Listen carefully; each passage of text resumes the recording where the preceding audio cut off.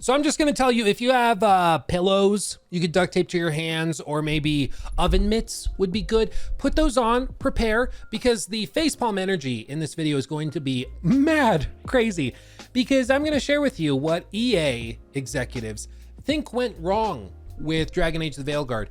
And whatever you are thinking went wrong, even if you're being like a little sarcastic, is 1,000 times closer to reality than what EA executives are taking away from this debacle, which is both surprising and not. I mean, at this point, do we really expect business executives within the gaming industry to be in touch with actual gamers?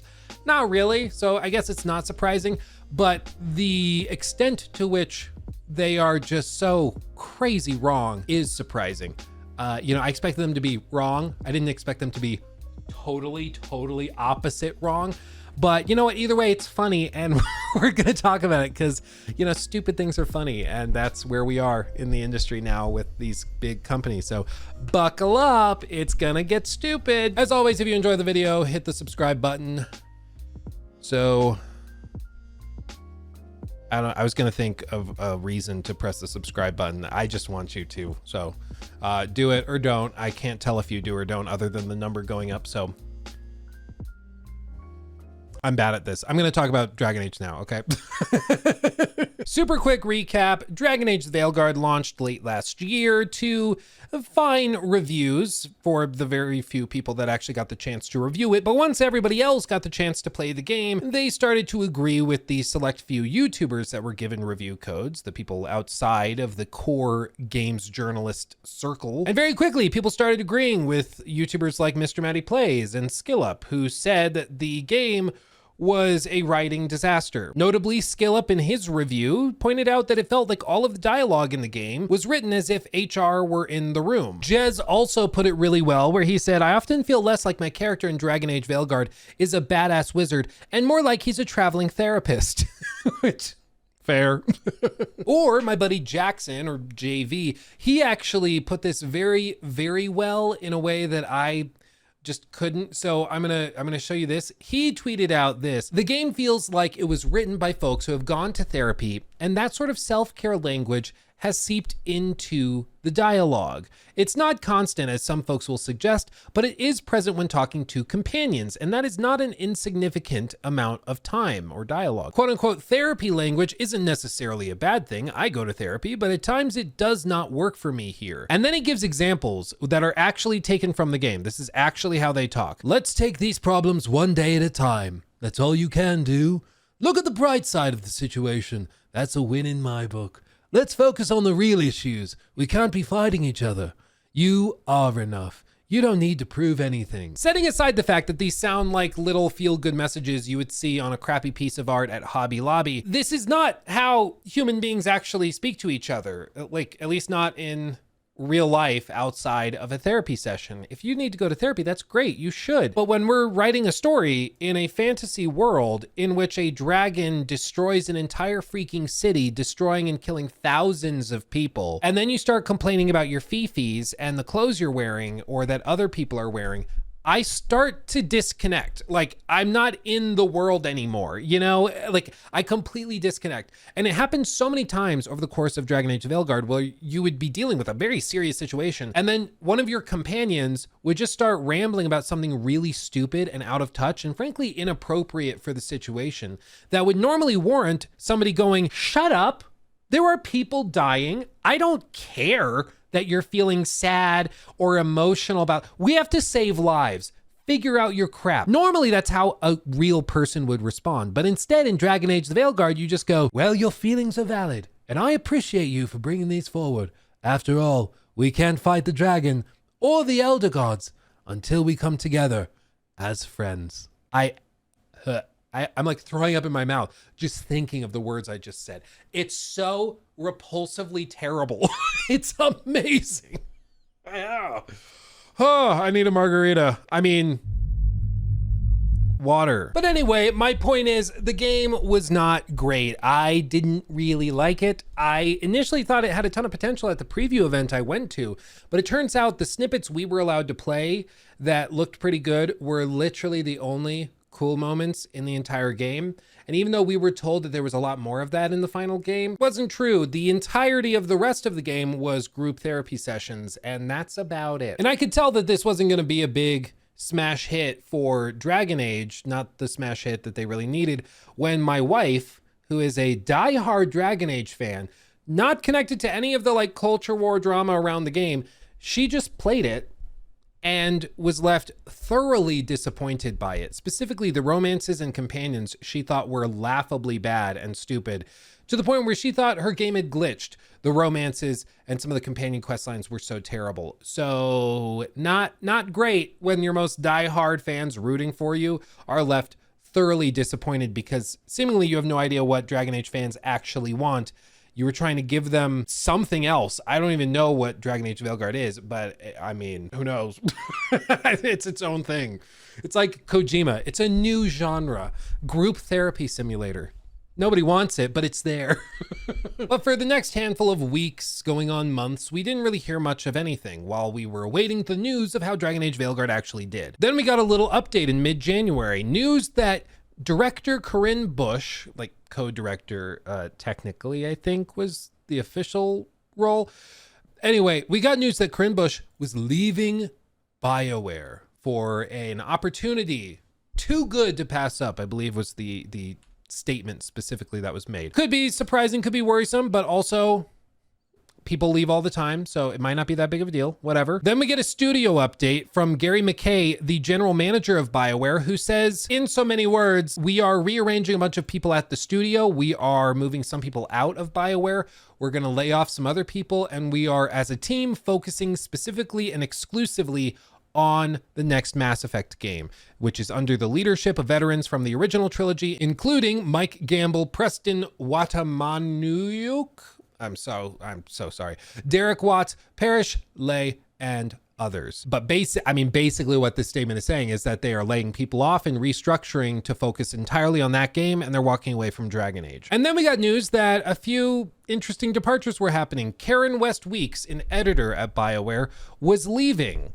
Just leaving. Trick Weeks, the lead writer on Dragon Age the Veilguard, announced, I'm now looking for a new writing/narrative position. It's been a privilege to work with so many amazing devs over my 20 years at BioWare, and I will cherish the memories of the wonderful folks in the community I've met along the way. Thank you all. I'm starting to think that these were not departures in pursuit of greener pastures. I'm starting to think that this was a bit of a cleansing. Is that the word? Editor Ryan Cormier also announced that he was leaving. Jen, who was, I believe, a producer, left after 14 years at BioWare. And Michelle Flamm, a senior systems designer, also left BioWare. It's so funny to me that all of these announcements are made on Blue Sky. It's just really funny to me that like every single one of them is on Blue Sky, not X, Blue Sky. It's very funny to me. All of them are on Blue Sky. It's just funny. But perhaps the best thing to come out of this was that it seems when you look at BioWare's LinkedIn associations, the entirety of the Dragon Age Veilguard main credited writing staff is no longer at BioWare. If you go into the game's credits and you look at all the people in the writing team, they're all gone. It's not that common, to be clear, that you typically have one thing that's wrong with the game. But in this case, everybody agrees it's the writing, and all of a sudden, all of the people associated with the writing of the game have been booted. It actually gives me a little confidence, or at least excitement. Maybe confidence is too strong. It gives me a little bit of cautious optimism, maybe, for the next Mass Effect, because if they were willing to shed the writers who clearly didn't know what to give fans and what fans were looking for, whether you thought that they're capable writers or not, the point is they didn't know what fans wanted. Otherwise, they would have given it to them. And even if they knew what fans wanted and they chose actively not to give fans what they wanted, the type of content they wanted, why have they been hired to make a video game for those fans? You shouldn't be surprised when it doesn't meet sales expectations if you're intentionally not giving people what they want. So either way, they gotta go. But after all of this, we got news of exactly how Dragon Age Veilguard underperformed. You see, they expected to lose money on this game. They expected to move about 3 million units of the game over the first quarter, basically. they engaged 1.5 million players. That does not mean they sold 1.5 million copies. Engaged 1.5 million players, as you can see they describe here. That to me suggests that they had like 1.5 million players, including returns on Steam, including, hell, they might be counting pirated copies because the game didn't include any DRM at launch. They might be counting double players. Like if I bought the game on PlayStation 5 and then my wife plays the same copy but on a different account through family sharing, that counts as 2 players but only 1 copy, but they would count her as a player. So I think they fudged the numbers a good bit to hit this 1.5 million number. And even there, they are down nearly 50% from the company's expectations, which would suggest that they expected 3 million. 3 million copies on a budget of probably hundreds of millions of dollars, because bear in mind, this game has been in development by the time it launched for like 5-6 years, and from a whole massive studio. And after all of that, they only expected to move 3 million copies. Like, I don't think they expected to make money on this. I think they knew they were going to lose money after all the time they wasted making this a multiplayer game. They just didn't expect to lose this much. You know, it's like if you expect to lose $100 when flipping a car or something, and then you realize that actually you're going to lose 200 or 150 instead of just 100. You're probably going to be frustrated because you lost more than you thought. You still lost money, but you would rather have lost only 100 than 150. That's basically what happened with Dragon Age Veilguard. They just missed expectations by 50%, which represents millions, tens upon tens upon tens of millions of dollars, if not, 100 million when all was said and done. But after this, what's called preliminary earnings report, they sat on the rest of the news, which was going to come February 4th at 5 p.m. during their official earnings call for their whole company. And that's what just happened. And that is where we've been building to, because we got to find out from the horse's mouth, from Andrew Wilson, the CEO of EA, we got to find out why he thinks Dragon Age didn't connect with people and what they could have done to fix it. And he's wrong.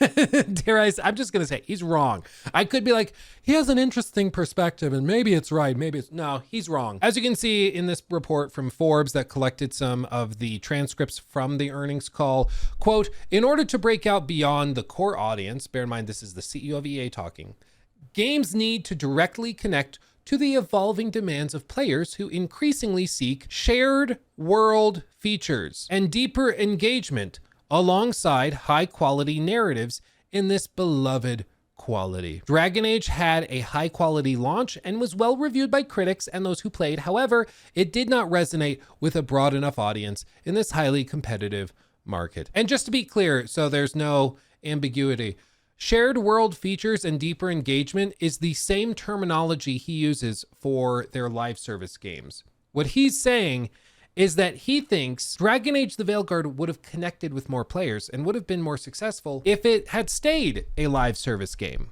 If it had stayed a multiplayer game where players can play with their friends and buy a battle pass and maybe some loot boxes, maybe some cosmetics here and there. That would have connected with a lot more people. That's what he's taking away from this. And as you can see, Paul Tassi, the author of this article, doubles down on it. I don't think anyone in the actual real world gaming community would agree with this sentiment, whether that's Dragon Age fans who didn't like the tone or aesthetic changes, new players who were lost or uninterested with the last game being a decade ago, or even culture war obsessives citing woke issues within the game. None of those groups would agree that it failed because it wasn't a live service. What an absolutely ridiculous notion. I don't know how disconnected from actual gamers you have to be to conclude that Dragon Age the Veilguard would have been successful if only it had been a multiplayer game. It's honestly so dumb. It's giving me a headache as I try to decipher how somebody could think this way. What you just said is one of the most insanely idiotic things I have ever heard. Everyone in this room is now dumber for having listened to it. But you know what? Let's try to steelman this. Okay, let's try to be as charitable for whatever reason as we possibly can and figure out why the CEO of a multi-billion-dollar company could be so terribly wrong. I think why he's thinking this way is because he's looking at two very different gaming communities and assuming that they are the same, which is a typical problem for executives that think you can just like take single player gamers and get them to play a live service game in the same franchise. It doesn't translate like that. People who like MMOs might not be the same players that like the single player variation of that game. Like, you know, if you love Skyrim, you may not actually like ESO. If you like Fallout 4, you may not actually like Fallout 76, that type of thing. Because what I think he's trying to say is that Dragon Age Veilguard, when you compare it to their other games, whether it's FC or it's Madden or any of their other sports games, those games have extremely high engagement. Players come back repeatedly, sometimes multiple times a day to continue playing. They are extremely committed to those franchises. And he's looking at a stat sheet that shows Dragon Age the Veilguard player engagement as being very, very low. There's a handful, I'm sure, of people that booted it up, played it for an hour and a half, and then returned it on Steam. There's a bunch of people who played it for maybe 10 hours and then couldn't stand the writing and shut it down and moved on. And so through his ivory tower glasses, he's looking at it and trying to conclude that, oh, player engagement's the problem. Players over here are engaging with live service multiplayer offerings.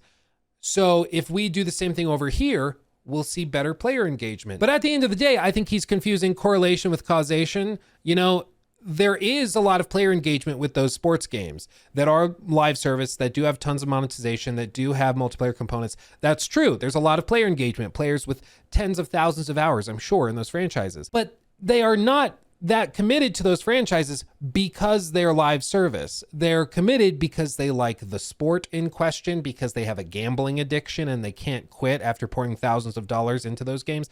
There's all sorts of reasons why they might be totally committed to that. Maybe it's even just a social thing where their buddies all play Madden together every Tuesday night, and that's why they stay connected, which would be an instance where you could point to the live service component bringing player engagement. But even then, you have to still be interested in the concept and the franchise and IP to begin with.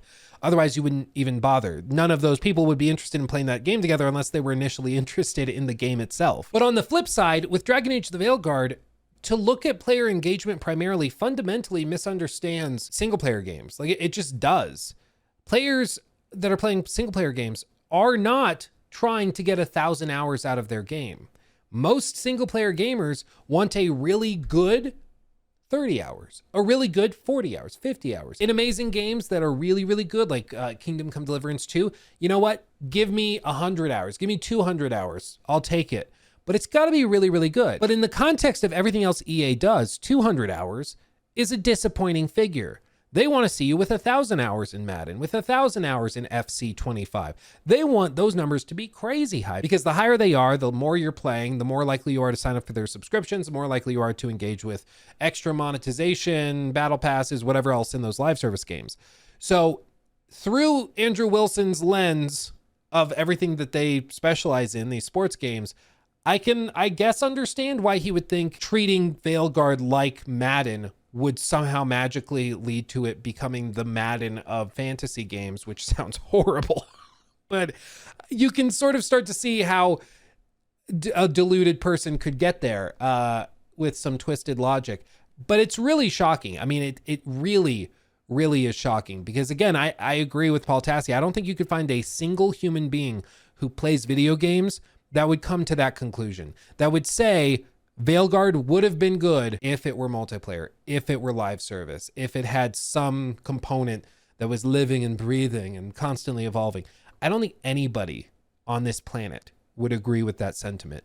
But that's what the CEO is taking away. And it's amazing. Bet you're glad I asked you to put pillows on your hands now, because I'm sure you've just been face palming for the last 10 minutes. It's unbelievable. But I know what you might be thinking as we wrap up this video. Luke, how do you then square the firings and the restructurings at BioWare with this conclusion? If EA's CEO Andrew Wilson were actually following through on what he's saying, wouldn't he be making Mass Effect 5 a live service game? And I would say, yes, he would. And guess what we don't know much about? Mass Effect 5. We just don't. So it's possible. It's possible. But I think more than anything, the executives at EA and perhaps more importantly, the managers and executives over at BioWare were looking at all the feedback, looking at the poor sales numbers of Veilguard, and they said, listen, everybody agrees that room of people are responsible for the problems of the game. And if they had not done what they did, the game would have been better. And at some point, that's got to mean something. There have to be consequences. Like if you are bad at your job, you do not get to keep your job. If you are Herman Holst and you lose $5 billion on terrible live service pursuits, and the 15th attempt at an adaptation of Horizon, at some point that should count for something and you should get demoted or lose your job, you would think, right? It's just, for whatever reason in the games industry over the last 10 years or so, there has been a consistent failing upwards where these studios will have people that are woefully underqualified or just bad at what they do, but somehow they end up in positions of leadership within these studios, and then they destroy an otherwise promising game. Whether you look at something like Dragon Age Veilguard, which had a lot of things going for it, technical polish, it was graphically really, really impressive. It was an IP people knew and loved, had a ton of name recognition. People were rooting for this to be good. There were so many things going for the game, and they still screwed it up. Or if you look at something like Forspoken, there's all sorts of stories and reporting on how the writers behind the closed doors that were working on Forspoken were genuinely shocked that people were joking and memeing so hard on the game's dialogue. Before it officially launched, people just simply shared a cutscene. Did I just do that? Well, Oh, and here's that dialogue that went viral. I did not just do that. We did. Let's just sit back and enjoy I it. just moved shit with my mind. Perhaps our connection has somehow awoken some abilities. I just moved shit with my mind. I just keep hearing I. I just moved shit with my freaking mind! Yeah, okay, that is something I do now. I do magic, talk to sentient cuffs, kill jacked up beasts. You know what? I'll probably fly next. Now you're just being ridiculous. People just shared that clip and it went viral because of how stupid it was and how much people hated it and how cringe it was. And reportedly, the people that wrote it were genuinely shocked. People didn't think it was cool or hip or fly, hip to the jive, which shows you how horrifyingly out of touch they are. How did they get that job if they thought that was cool? Similarly to Saints Row reboot, a franchise which also was much beloved, had a storied history. People loved it for how irreverent it was. And what we end up getting is this awkwardly PC thing about eating the rich and paying off student loans. Just the screenshots give me tingles at my spine, and not the good kind. It's horrifying. But with all this said, time will tell whether there's anything that actually comes of it. Whether these layoffs actually result in anything, if studios actually learn what players want and what they, perhaps more importantly, what they don't want, what they find cringy and pandering and stupid. Time will tell. But I can at least guarantee you, having spoken to some people at some pretty big publishers, let's just say, everybody's aware of why Dragon Age Veilguard actually failed. Everybody knows it, apparently, except for the EA CEO, and everybody's paying attention to it.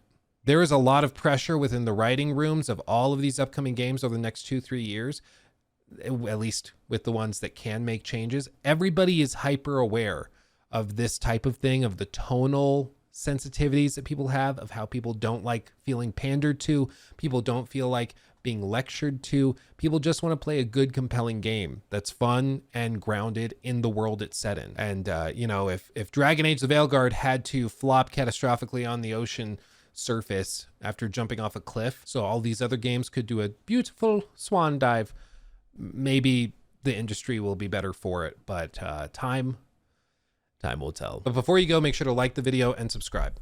Much love. See you in the next one. Hugs and kisses. Bye-bye.